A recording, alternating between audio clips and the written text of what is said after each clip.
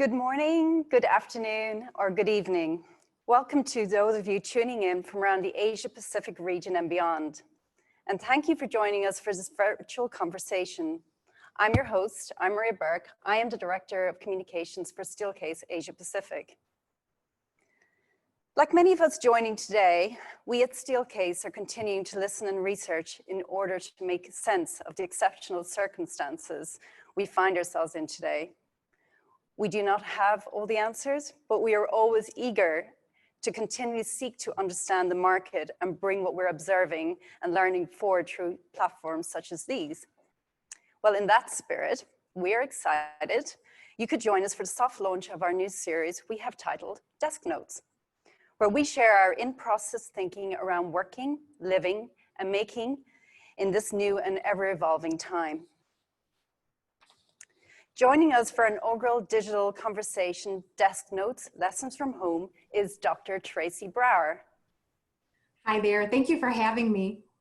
Welcome, Tracy. It's so great to have you here today. And Tracy's actually joining us. It is actually nighttime in Grand Rapids, Michigan, so thank you for your time. Dr. Tracy Brower is a PhD sociologist and a principal with Steelcase's Applied Research and Consulting Group. Tracy studies sociology of work and the changing nature of work, workers and workplace. She is the author of Bringing Work to Life by Bringing Life to Work and a contributor to Forbes.com and Fast Company. So before we begin, I want to explain a little bit about what our talk will be today. For many, home is the ultimate symbol of our private lives, fortresses of solitude where we are accountable only to ourselves. However, in this new context, characterized by this necessity to work at a distance, there are blurred lines between work and life, and they have never been so apparent and so perplexing as they are now. So now we are all asking ourselves, what in this moment does work-life balance feel and look like? How do we negotiate our way through spaces that have become less distinct?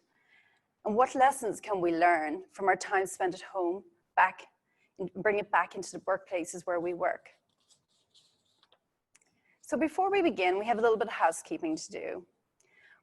We would also like to invite you to participate. This is going to be quite an interactive event. We'd like you to take part in our live polls that we'll be running throughout the event by posting any questions you have in the Q&A chat box also. We'll be sure to address any of those questions at the end of the session. If you'd like to gain further in this topic, Tracy is also a regular contributor at Forbes.com, where she shares insights around workplace, culture, and shifting natures of work. So, work and life. Tracy, I want to go over to you now.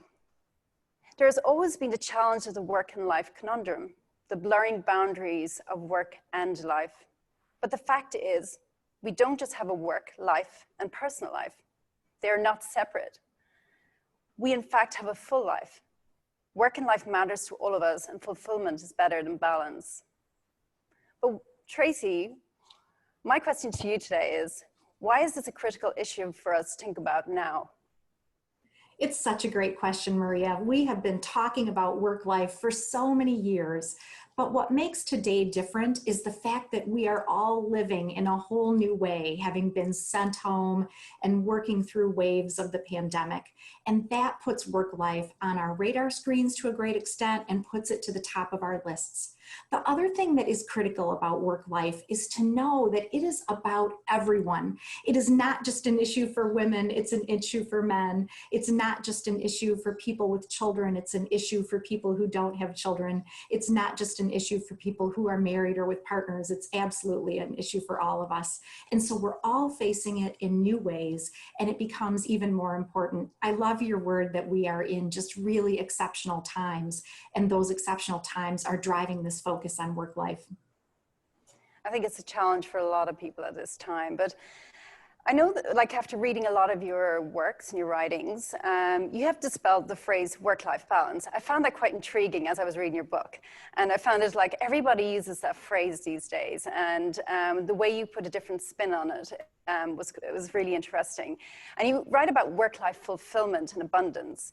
Can you share a little bit more about your thoughts around work-life integration? That was the fascinating part, that when I was reading your book, I went, whoa, we're onto something new here. And you explained it very well. And how that delivers happier, more productive people and more productive organizations. Absolutely. I think that the topic of balance, the concept of balance, is a little limiting. It kind of puts us in mind of scales where something's always out of balance, or we're in this precariousness where we might get off balance or fall off of the balance beam. And I think that we have so much more to gain by thinking about work life as part of a whole experience. And we will have ups and downs. We will journey through kind of a life cycle, but we don't have to think about a level of perfection with work life. And we can think about multiple right answers with work life.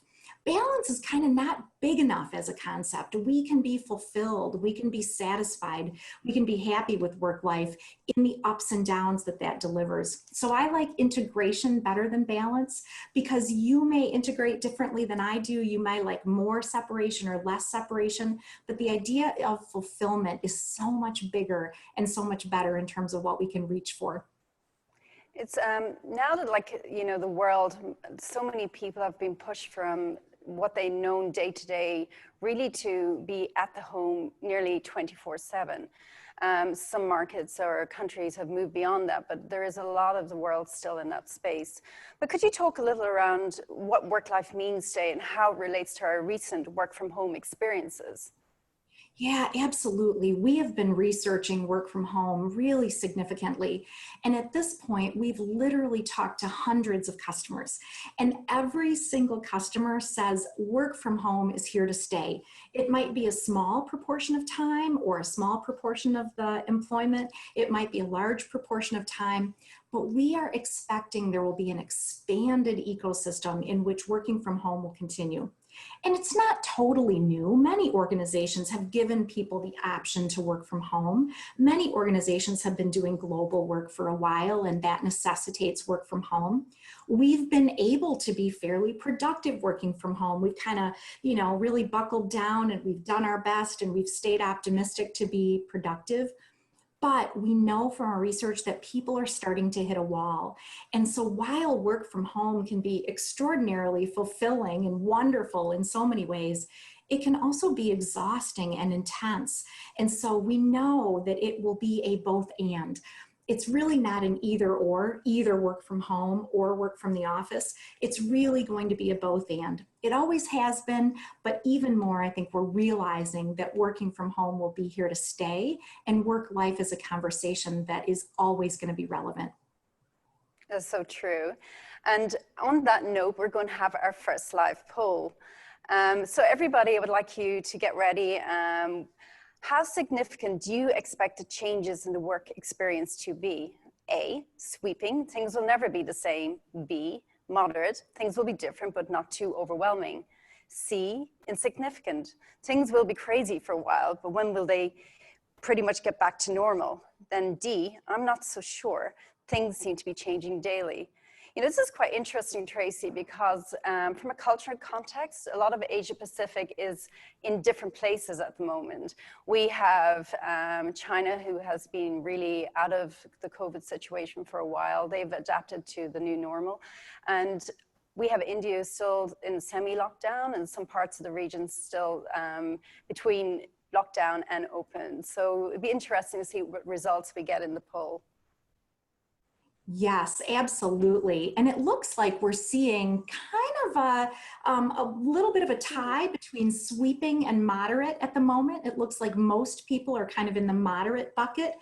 I think this is a really interesting question for us to ask, because whatever situation we're in, we will have a different perspective. That will depend on our job, on the company we work for, or the companies we work with, or our region, or our country. And so we may all have a different experience of how significant the changes will be.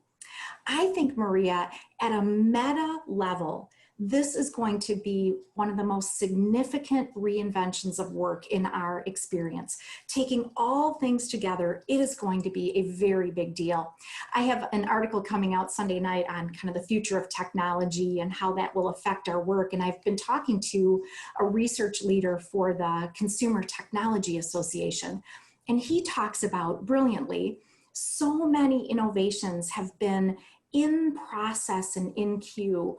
And what has happened lately is we are absolutely accelerating our innovations and our technology, and we're accelerating our acceptance levels. So that will affect our work. There are so many ways that we're rethinking work, even beyond technology, of course. This will be the most significant reinvention of work in our experience. And that's cool. It gives us the opportunity to come back from the coronavirus and do really good things with our work experience and our workplaces and to be responsive. It also gives us an opportunity to reinvent and reimagine and trigger ourselves forward in ways we may not have been able to do before. Absolutely. I actually even think this is the time for really the things that you put on the long finger as organizations, or things that you've been saying, let's think about that not now, let's think about that in a year in our planning, where you're forced to actually adapt and change and move faster. Digital transformation. I think here in Steelcase, we've gone from not being online and e-commerce to online literally overnight. It's been a super interesting experience. It's been fast, iterative, but maybe this is a time where you see really dynamic and influential changes coming through, and actually creative thinking from a different perspective. But as we unpack the lessons from home, Tracy, what is one lesson we can bring from time spent at home to create better experiences as we re-enter our workplaces? What are you seeing or hearing? Yeah, a number one, I think, is home is where our people are.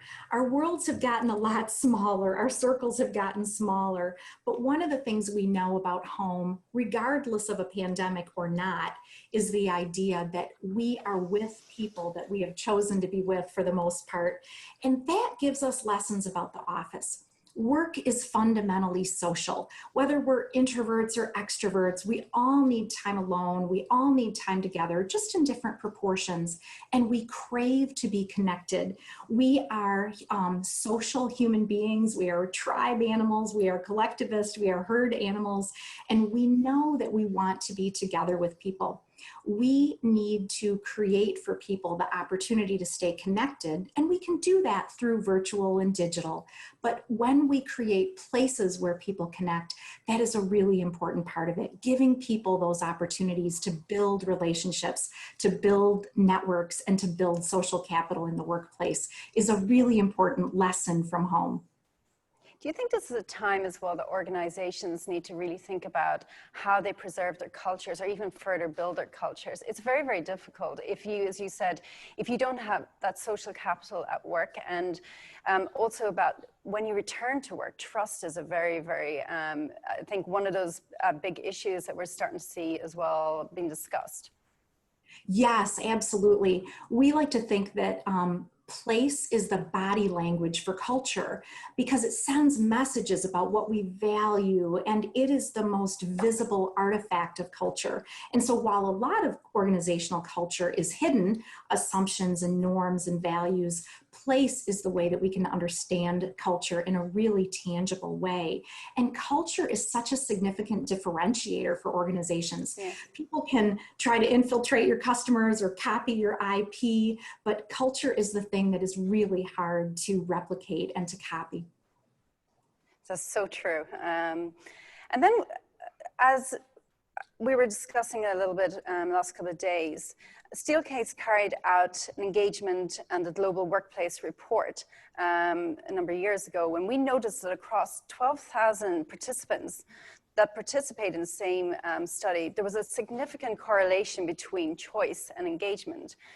The more people had choice and control in their work experience, the more engaged they were. But curiously, how does that even translate to how we work from home and what choices we make there and the experience we have from home? Oh, I think that study that we did is so exciting. I'm always referencing it too. I think the really interesting connection to home is a place that we have curated ourselves. Theoretically, we have more choice at home. We don't always have perfect choice, and we can't always do everything in our homes the way we want to, but choice is a characteristic of our own surroundings. And that is a lesson we can take into the workplace as well. When we can give people more choice, that is a really helpful thing. And Maria, earlier you were referencing trust. I think psychological safety is relevant here as well. When we have a feeling of psychological safety, we can take more risks, we can bring our crazy sense of humor, we can fully bring ourselves to work, and that helps us innovate and come up with new ideas that are really, really great for the organization and for us as people.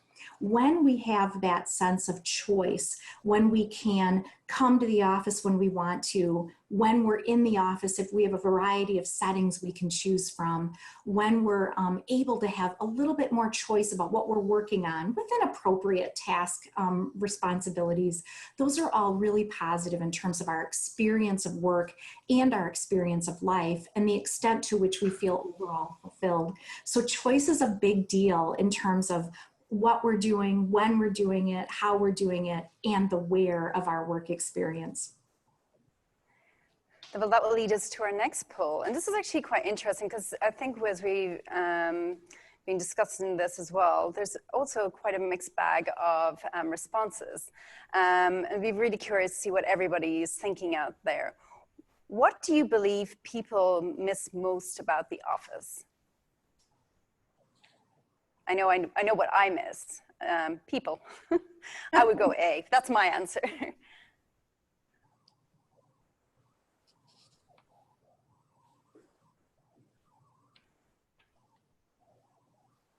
Terrific responses here, Maria. Okay, I think everybody is kind of coming to my opinion. They miss people. I didn't want to be an influencer, but I think I'm definitely noted as an extrovert and I need people, but I've just missed being around people to energize me, to share ideas, to get creative with.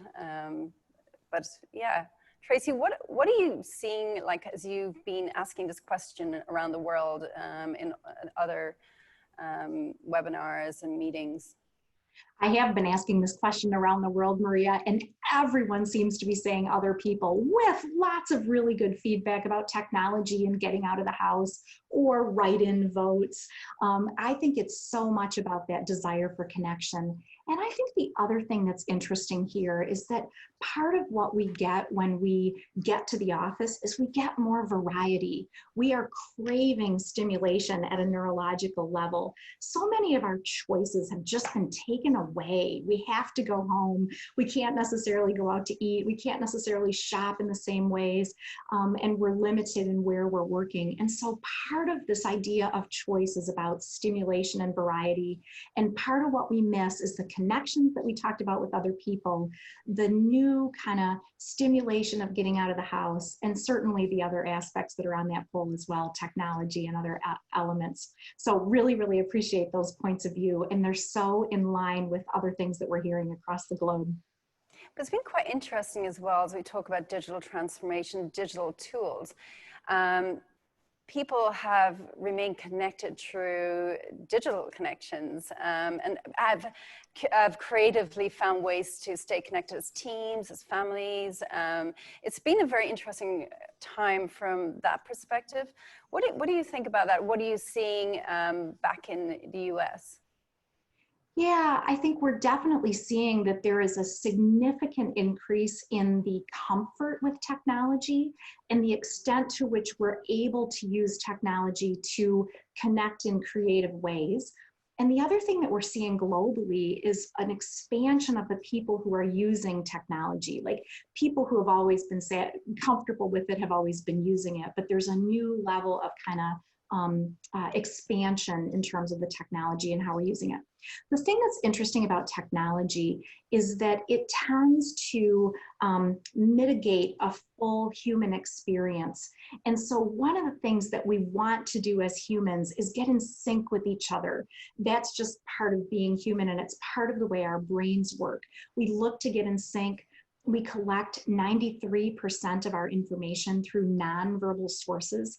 And those micro expressions are harder to pick up virtually. They're harder to pick up through digital. We can, and we do, and we're adapting, but face-to-face tends to be really, really positive in terms of our ability to get in sync with other people, and to kind of mirror and to understand the nuances of where people are, to be able to empathize and feel that level of connection. So again, it's a both and. Thank goodness for technology. It's wonderful. And it's no substitute for our human connections and our face-to-face needs. Well, that leads to me a little bit to my next question. It's around meaning. The office has always provided a critical sense of common ground. Any company knows that to deliver powerful results, they must ensure people have a sense of shared purpose. They must want to come to work. They must be want to achieving something. It's not just about the bottom line. And those aligned objectives and the physical experience of place helps foster the sense of being in it together. How do we understand purpose and meaning as it relates to home and as we return to our workspaces? Oh, I love that question. And one of the things we know actually from our global research is that this question and this issue is rising, especially in the Asia Pacific region, in terms of people being really, really concerned about this issue. The thing that is interesting about home is where you matter. Home is where you have this sense of purpose, potentially more than in other parts of your world, because we tend to prioritize those close relationships and the roles that we play in those close relationships. That has everything to do with lessons for our work and our work experience and the office, because we need to have a sense of purpose there as well. There's a wonderful study by Harvard that suggests that one of the primary reasons that companies are very successful is that they have a common sense of purpose, a shared sense of purpose. When we have a sense of purpose, it is about three things. Number one, it's about feeling like there's something bigger than ourselves. There's a big picture that we're connected to. Number two, we feel like we can make a unique contribution to that thing. And number three, it has to be about people. We are all good corporate citizens and we'll sign up for 15% annualized growth. But the thing that will get us out of bed in the morning is really feeling like it matters to people. And line of sight is a wonderful concept here. We think about line of sight in a place. I can see other people in my workplace and I can see who I need to connect to, and I have a common sense of purpose because we're kind of all in this place together. Line of sight is also figurative. My work leads to your work, leads to her work, leads to his work, leads to the customer, and I know what I'm doing matters. And so the lesson from home is that when we're home, we're with our people and we know our role is so critical. We need to feel that same sense of being important, of having that sense of the big picture that we are contributing to in our work experience. So I think that's a pretty cool lesson to think about. How do you think this applies to, say, Gen Z? What are you learning about like this younger generation? It even matters more. They really need to have that sense of purpose. For them to work is no longer just a destination. It's not a pay packet. When I started my first job many years ago, not giving my age away, but for me, it was really about, I needed to move out of home, I needed to pay bills, I needed to like climb up the career ladder. But that is no longer what this generation are looking at. Gen Z have a very different outlook. Could you maybe, and also coming to work, what does it mean to them? Yeah, I think that's the question of the day. And what I think is really interesting about this as well is how Gen Z is being shaped by the pandemic. There's been some really interesting articles about, oh my goodness, going through this crisis at such an impressionable age and at the very beginning of your career could be a really negative thing. But then there's been some wonderful press about, well, what if this is the what if generation? What if this is the generation that can slow down a little more or be a little more mindful or really be appreciative of that time with family? That's pretty nice to think about. And your point about purpose is absolutely dead on. We are learning that Gen Z is very much about purpose. about thinking not just about the paycheck, but about thinking about the bigger picture and really holding companies accountable in new ways, not just accountable in terms of how they are served, like as an employee, am I getting what I need from my organization, which is a good and more typical way of thinking. Gen Z is doing a really nice job of thinking, how are organizations serving their communities in new ways? What is an organization's role in the community? What is an organization's responsibility to the bigger picture? And so those are some of the interesting ways that we're seeing all generations holding companies increasingly accountable, and really seeing that from Gen Z in terms of how they're thinking about organizations and how they're thinking about the role that they play in communities. Yeah, I think organizations that really are focusing on this are the ones that will actually really grow and actually be successful. So we're going to go to our final poll today, and this is one that really, again, quite interesting. If you didn't have to work, would you? A, yes, I would do exactly what I do today. B, yes and no, I would do something, but it wouldn't be precisely what I do today. C, no way, you would find me relaxing on a beach somewhere. D, well, it depends on so many other factors. C is an interesting one because hardly any of us can get on planes today, but yeah, we'll see how that works. For me, I'm going to go A. I actually do love what I do. I actually probably love it too much sometimes and work too hard, but I feel that I have found my sense of purpose, even though I'm not Gen Z. But how are we doing on the polls? Tracy, what are you seeing? Yeah, this is really an interesting one. We are about evenly split on yes, I would do exactly what I do today, and yes, I would do something, maybe not exactly. We've got a few people happy to be on the beach and a few people who are thinking about other factors. I love this question. I think that this is so relevant in terms of us thinking about how we want to contribute. One of the things that we know is that people absolutely want to contribute. There's a beautiful book called Being Mortal by Atul Gawande, and it really talks about one of the worst things you can do for people is tell them, we don't need your help, we're good, we don't need you. That is just a terrible, terrible and gut-wrenching thing. We all want to contribute. And while we may not all be in jobs that are exactly cued to our passions in precisely the right way, hopefully we're in places where we can make some kind of an impact. And sometimes that's about earning a good salary and supporting the family. Sometimes that is about moving through a career. Sometimes that's about serving a passion. Those are all super relevant. Sometimes I think actually in the work-life dialogue, we can get a little overwrought about passion and are you really doing what you love to do? And that can feel like pressure. And I like to say that do what feels right for you. Do what makes you happy. Do that next best step that makes you as happy as possible, and that's okay. So I really, really think that question is interesting, that most people want to work, want to contribute, and it's all good if you're the person who wants to sit on the beach. That's good time as well. Thank you. That's very in-depth. So we talk a lot about meaning. How do we actually set boundaries? Like, what on earth does this have to do with kind of lessons from home, Tracy? Like, how do we set boundaries at home? Yeah, here's the fun of this question. This question that we just asked you in the poll has been asked for many, many years across all genders and across all regions. And by a significant majority, people select item B, which is the one that you all came out with most as well. People want to make some kind of a contribution. Here's how that relates to boundary. It is about really finding that right boundary between work and life and making that choice in a meaningful way yourselves. Interestingly, the work-life literature historically has been all about how do we keep work at bay? How do we make sure that we can separate work? How do we make sure we've got space for our personal lives?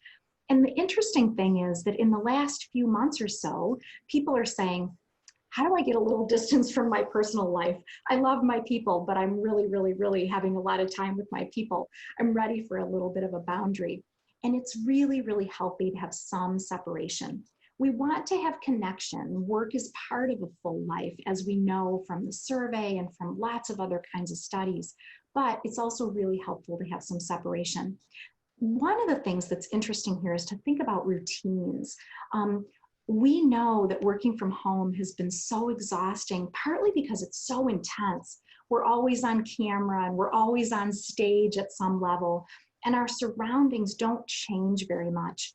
And when we think about a boundary, it's nice to be able to have that opportunity to separate not only from what's going on at home, but to separate from the environment that we're in. And so being able to introduce ourselves to a different environment each day. We know that there has been some time compression. People are saying, I don't even know what day it is. I don't know what day of the week it is. I've lost track. Are we really in July already? And part of that is because our environment isn't changing very much. A lot of times when our environment changes, we have an easier time remembering things. Like, oh, I had that interesting conversation with someone in the work cafe, or I ran into somebody in the elevator bank when we were waiting for the elevators together, and I had that interesting conversation. Those are things that tend to lock into your memory because they're spatially oriented. So the boundary and the lesson from home is about appreciating that boundary, appreciating appropriate distance, and appreciating where different places can help us really make sense of things, find an orientation, and find an equilibrium that we're craving today. Maybe from an Asia Pacific perspective, I think what the difficulty has been during a lot of the government directives where people have been ordered to stay at home. You could not even go to stretch your legs. But our homes are a lot smaller. We don't have garages. We don't have even spare rooms. There's actually sometimes some families, generations living together. It could be even 2 to 3, even 4 sometimes, depending on the markets. What would be your advice in this very difficult situation? How would you manage setting the boundaries?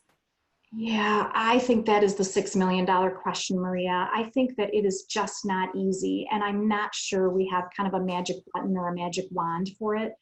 I think as much as possible, it's about being firm about the boundary and setting that new boundary. So as you're getting back to work, we may have been used to checking in on our family on a break out of our, out of our kitchen table where we're working, or our spare room, or our corner of the living room where we're working.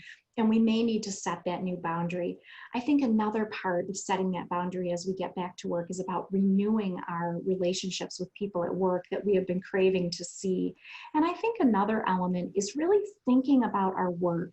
What kind of work do I need to do, and where can I do that work best? And being really intentional about that thought process and about that selection process as we start to get out into the world again. Yeah, it is very difficult. There's so many things that have been thrown at us during this time, and we're all learning as we go from day to day. We talked a lot about work and life integration and the importance of the office. And this is a time that involves a lot of reinvention of work, unlike what we have seen ever before, as you mentioned earlier. How does this all translate into the way offices look and function, and how will this affect space in the future?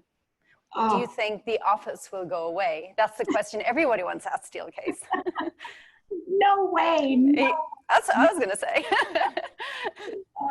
I know we have a little bit of a bias, Maria, but I believe we're correct in this conclusion anyway.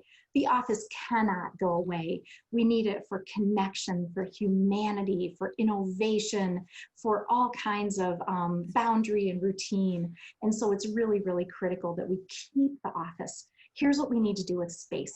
We need to make sure space is both compelling and that it is safe. People need to feel like space is a destination and that they can overcome barriers to coming to the space. We need to provide places where people can connect, build community, generate ideas together, and we need places that feel more like home in terms of psychological safety and building trust. And those are the kinds of places where people will want to be. Thank you. That's really, really great answer. Thank you so much. So as one returns to the office, companies need to truly understand that work-life integration is not something touchy-feely. It's not just something a tick-the-box moment. It's not just a nice add-on for the organization as it attends to the other nitty-gritty parts of the business. It's key and that organizations are to tend to sort of to get the most out of their people if they are to thrive. And this is still a very turbulent time. We don't know what's around the corner, and it's ever changing. So Tracy, as we close today, our chat, can you share how people can achieve real fulfillment as they return to the office? Yeah, I think it's going to be all about recognizing the value that we all bring. I think it's going to be about gratitude and generosity. And I think what we've done is we've had this moment that's been really, really hard.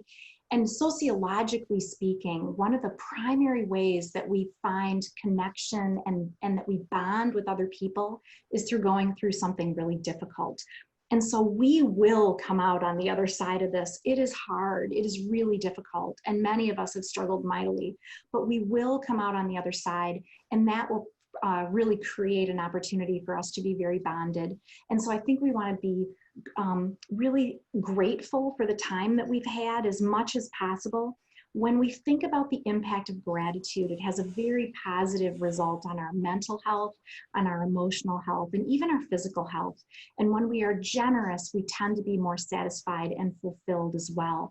It is about focusing on our connections to the community and our contribution to the community. And so I think that's how we come back, is we come back strong because we come back together. Great. We do have one question. I'm just trying to look at the screen here. It's a little far off. As we see companies consolidate in the office space, and for those who are in co-working spaces, how can those places lead to connection and a sense of identity? Interesting. Good question. Yeah, you know, co-working spaces are really interesting because they typically bring together lots of people from different industries and different companies. That gives us a sense of identity because we can be clear about our own role at our own company, but it also gives us an opportunity to expand our network.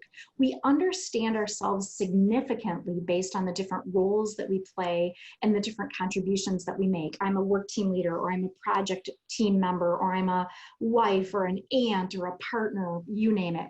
And so co-working spaces give us that opportunity to learn, to be challenged, and to grow with people we may not know as well.